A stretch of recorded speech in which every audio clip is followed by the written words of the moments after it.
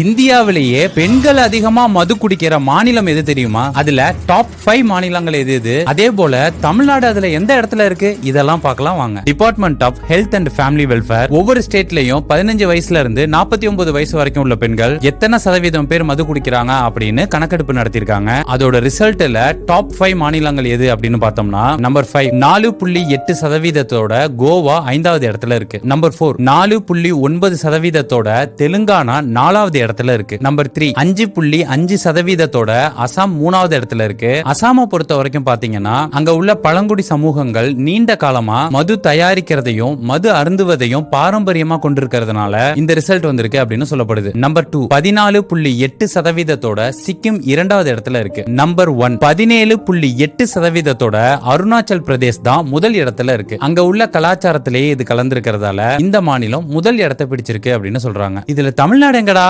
அப்படின்னு கேட்டீங்கன்னா, உள்ளதிலேயே lowest percentage உள்ள மாநிலங்கள்ல தமிழ்நாடும் ஒண்ணு. இங்க பெண்கள் மது குடிக்கிற சதவீதம் 0.1% தானா.